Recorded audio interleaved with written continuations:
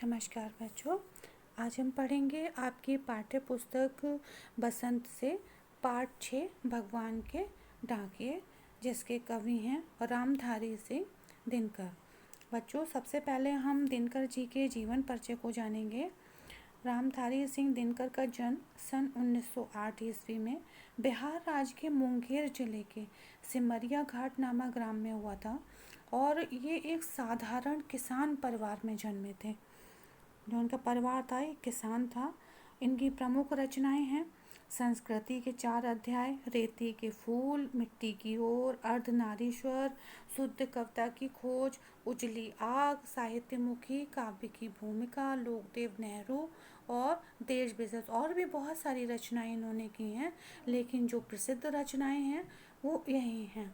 तो बच्चों, अब हम पढ़ेंगे भगवान के डाकिये। बच्चों, डाकिये शब्द का अर्थ तो आप सभी जानते होंगे, जो डाक लाता है। लेकिन यहाँ पर डाक लाने का कार्य कोई व्यक्ति नहीं कर रहा है। यहाँ पर भगवान के डाकी के रूप में बात की जा रही है पक्षी और बादलों की। तो बच्चों, अब हम ये पढ़ेंगे कविता पक्षी और बादल, ये भगवान के डाकिये हैं। इन पंक्तियों में रामधारी सिंह दिनकर जो कहते हैं, इनके माध्यम से ये बताना चाहते हैं कि ये सीमाएं, ये सब भेदभाव मनुष्य का बनाया हुआ है। विधाता यानी कि ईश्वर की दृष्टि में सभी समान हैं। कवि कहता है, ये पक्षी तथा बादल भगवान की तरह है, बिल्कुल भगवान के डाकिये हैं, भगवान के डाकिये की तरह हैं, जो हर देश में जाते हैं। ठीक है, जो एक महादेश से दूसरे महादेश को जाते हैं, हम तो समझ नहीं पाते हैं, मगर उनकी लाई चिट्ठियाँ पेड़ पौधे, पानी और पहाड़ बाँचते हैं। कवि यहाँ कहना चाहता है कि हम उनके द्वारा लाए गए संदेश को नहीं समझ पाते, लेकिन उनके द्वारा लाई हुई चिट्ठियाँ पेड़ पौधे, पानी, पहाड़ सभी अच्छी तरह से समझ लेते हैं। बच्चों, बाँचते का मतलब होता है पढ़ना। यानी कवि यहाँ पर ये कहना चाहता है कि बादल को वहाँ पर ईश्वर बताया गया है कि उसकी दृष्टि में सभी समान हैं, वो किसी से भेदभाव नहीं करते। बच्चों, इसका भाव इस प्रकार है। पक्षी और बादल की तुलना कवि ने भगवान के डाकिये से की है। चिड़ियों और बादलों की दुनिया की कोई सीमा नहीं होती और वे एक महादेश से दूसरे महादेश में आसानी से आते जाते रहते हैं।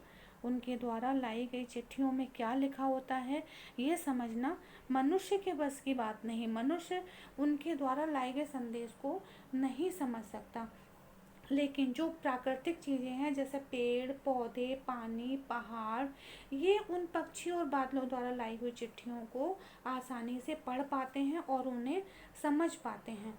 तभी तो जब बादल आते हैं तो पेड़ खुशी से झूमने लगते हैं और चिड़ियों के आने का स्वागत भी करते हैं। बच्चों, प्रस्तुत पंक्तियों में जो कवि संदेश देना चाह रहा है वो ये देना चाह रहा है कि जब प्रकृति किसी में भेदभाव नहीं करती तो मनुष्य को भी भेदभाव नहीं करना चाहिए।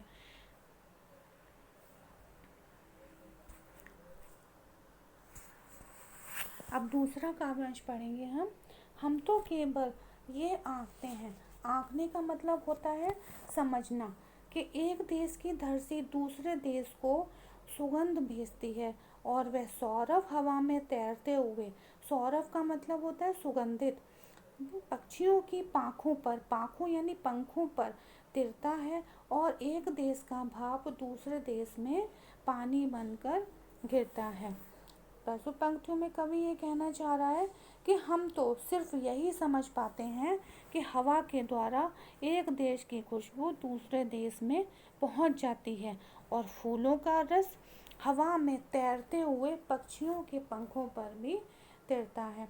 अर्थात इन पंक्तियों का जो भाव है वो इस प्रकार है। हमारी समझ में एक बात नहीं अवश्य आती है, यानी मनुष्य ये कह रहा है कि हमारी समझ में एक बात अवश्य आती है, और वो ये है कि एक देश की धरती अपनी सुहानी खुशबू, ठीक है, हवा के माध्यम से दूसरे देश को भेजती है। कैसे भेजती है? वह खुशबू जो मतलब किसी देश की जो खुशबू होती है वो चिड़ियों के पंखों पर सवार होकर एक देश से दूसरे देश चली जाती है। बादल अपने साथ दूर देश का पानी लाते हैं। इस तरह से एक देश का भाप दूसरे देश में पानी बनकर बरसता है। बच्चों, जो ये पंक्तियाँ हैं इनमें कवि ने बहुत ही गहरी बात कही है कि जैसे पानी हमारी जो मूलभूत आवश्यकताओं में से एक है, यानी सबसे ज़्यादा महत्वपूर्ण आवश्यकता है हमारी। पानी के लिए दो राज्यों में झगड़ा हो जाता है, दो देशों में जो झगड़ा हो जाता है। अगर बादल द्वारा लाए गए संदेश को हम सही तरीके से अपनाएंगे, समझेंगे, तो मानवता के भी आपसी झगड़े हम कम कर सकते हैं। कवि ने भी इन पंक्तियों के माध्यम से संदेश दिया है। बच्चों, मैं ऐसी उम्मीद करती हूँ कि ये कविता आपको अच्छी तरह से समझ में आ गई होगी। धन्यवाद।